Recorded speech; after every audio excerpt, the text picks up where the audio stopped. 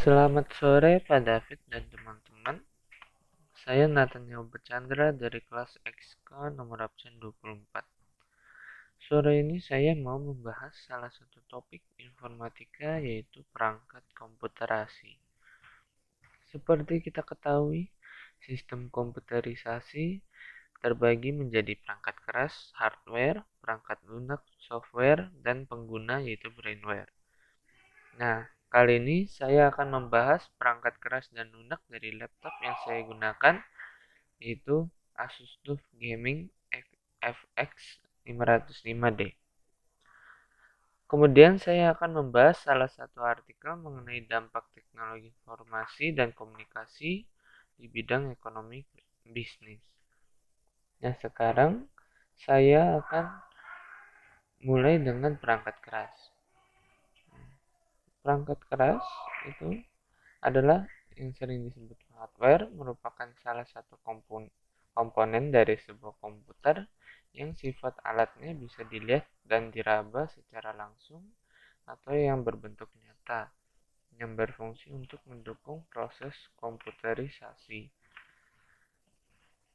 Hardware dapat bekerja berdasarkan perintah yang telah ditentukan atau yang juga disebut dengan istilah instruction set.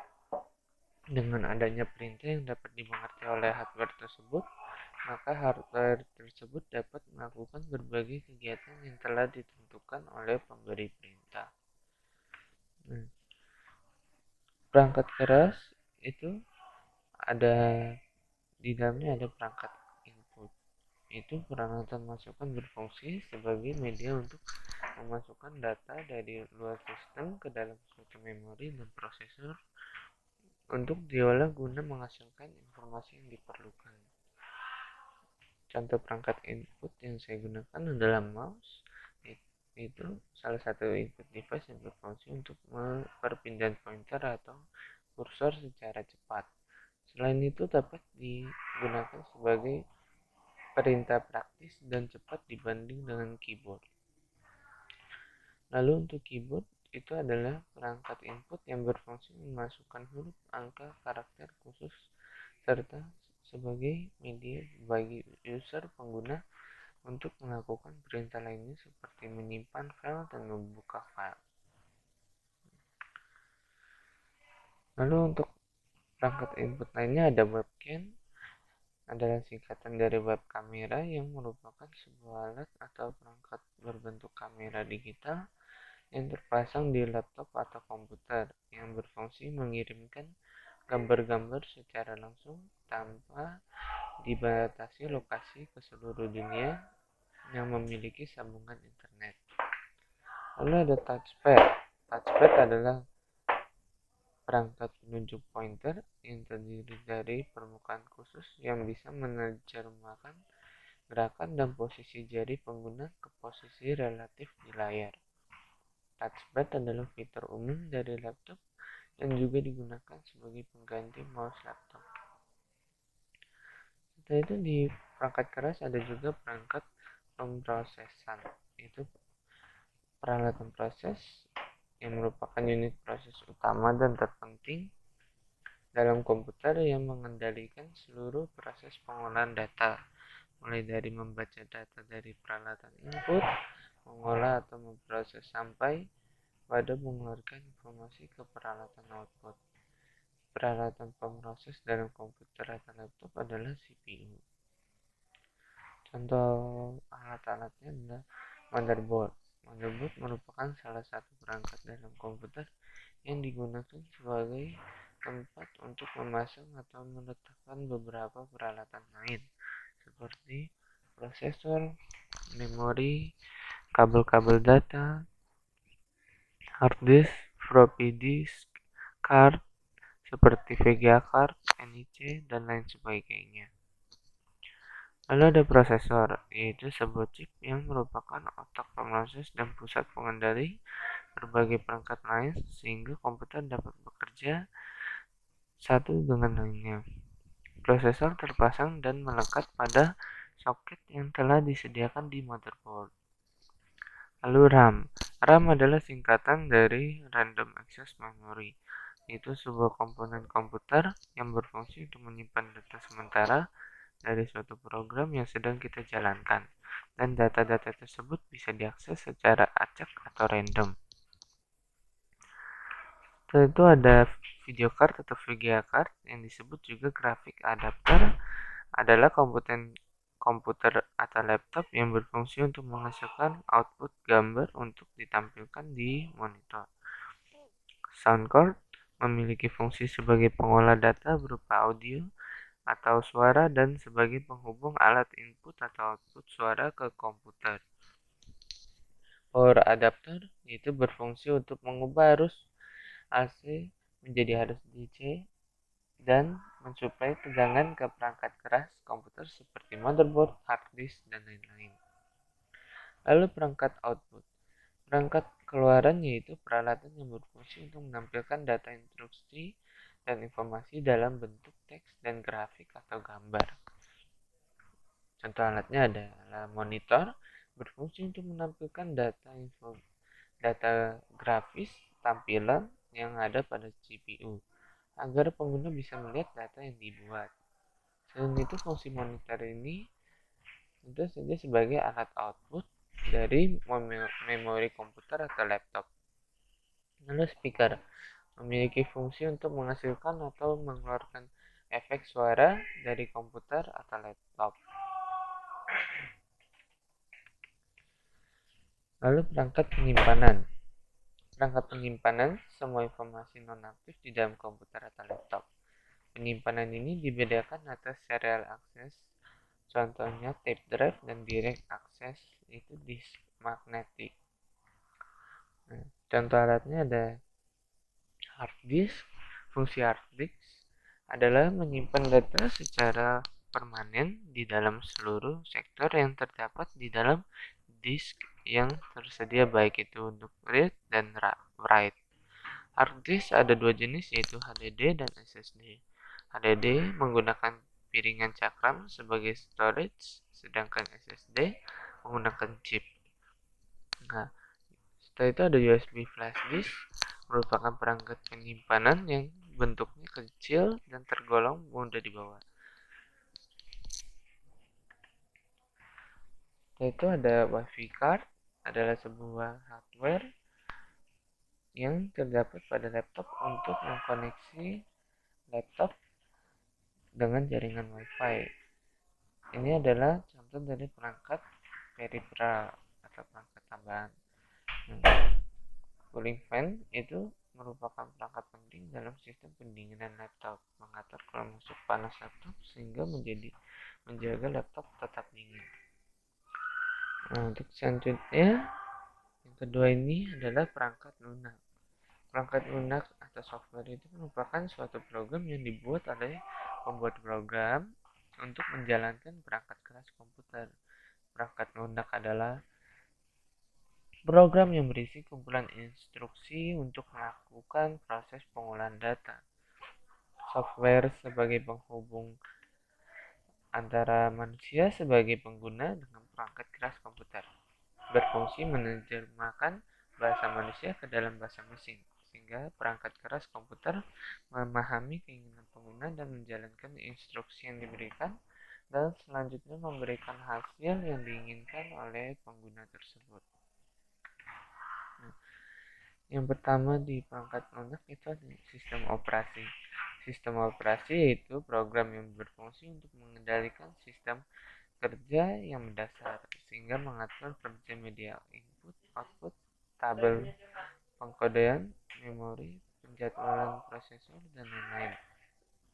Sistem operasi berfungsi sebagai penghubung antara manusia dengan perangkat keras dan perangkat lunak yang akan digunakan. Sistem operasi yang saya gunakan adalah Windows 11. Windows 11 merupakan rilis utama dari sistem operasi Windows NT yang dikembangkan oleh Microsoft. Sistem operasi ini menjadi penerus Windows 10, menampilkan antarmuka pengguna yang diperbarui yang mengikuti pedoman Fluent Design Microsoft. Lalu program aplikasi. Program aplikasi adalah perangkat lunak yang dirancang khusus untuk kebutuhan tertentu. Misalnya program pengolahan kata, mengelola lembar kerja, program presentasi, desain grafis, dan lain-lain. Program aplikasi yang saya gunakan adalah Microsoft Word, Microsoft PowerPoint, Microsoft Excel. Microsoft Word itu yang berfungsi sebagai perangkat lunak pengelola kata, meliputi membuat, mengedit, dan memformat dokumen. Perangkat lunak pengolah kata atau word processing itu adalah program yang digunakan untuk mengolah dokumen berupa teks, misalnya surat, kertas, kerja, brosur, kartu nama, buku jurnal, dan lain-lain. Lalu Microsoft PowerPoint itu sebuah program aplikasi Microsoft Office yang digunakan sebagai media presentasi dengan menggunakan beberapa slide. Microsoft Excel adalah software untuk analisis data dan dokumentasi. Software ini berbentuk spreadsheet sehingga terdiri dari kolom dan baris. Pertemuan antara kolom dan baris tersebut disebut dengan sel. Setelah itu ada juga program aplikasi yang saya gunakan, Canva, yaitu aplikasi desain grafis yang digunakan untuk membuat grafis media sosial, presentasi poster, dokumen, dan konten visual lainnya. Aplikasi ini juga menyediakan beragam contoh desain untuk digunakan.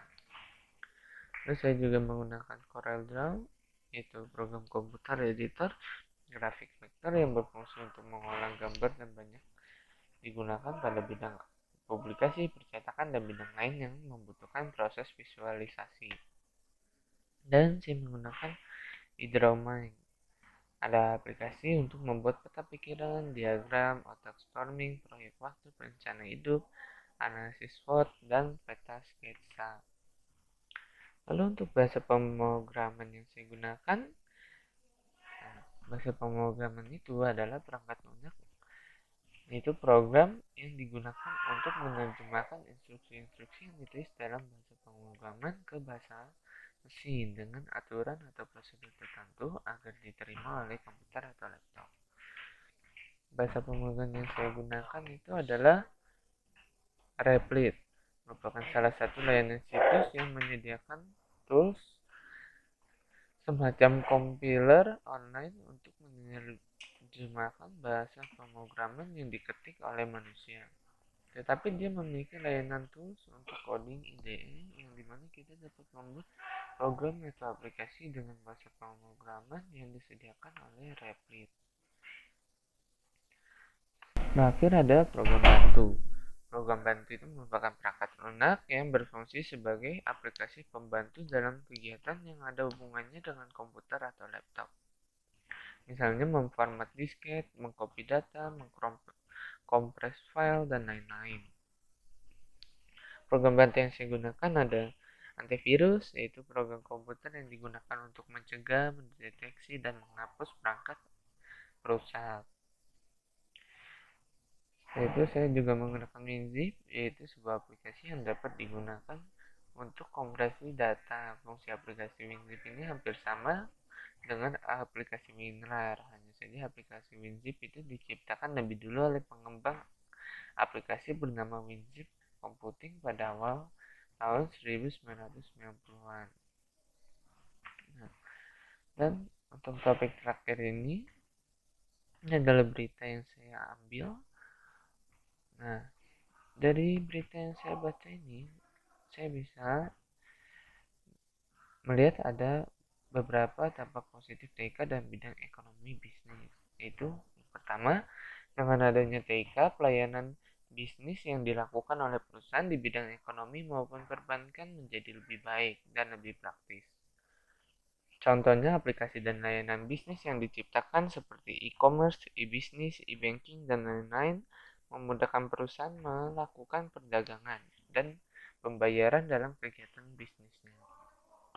Yang kedua, kehadiran TIK mempermudah komunikasi antara perusahaan dengan karyawan, pemasok, pelanggan, maupun pemerintah karena TIK dalam bentuk email, chatting, sistem konferensi video seperti webinar, voice over internet, protokol, Zoom Cloud, dan lain-lain mempermudah dan mempercepat komunikasi. Yang ketiga, dengan adanya TIK melalui internet, pengetahuan dan informasi mengenai bisnis dan kompetitor perusahaan dapat diperoleh dengan lebih cepat dan mudah. Itu yang keempat, dengan TIK itu perusahaan dapat melakukan manajemen data, yaitu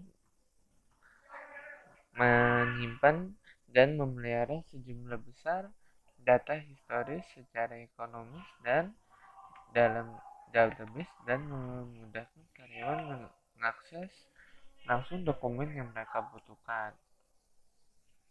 Yang kelima, TK dengan sistem informasi manajemen membantu perusahaan dalam pengambilan keputusan yang berkaitan dengan perencanaan strategis, produktivitas, dan perbaikan.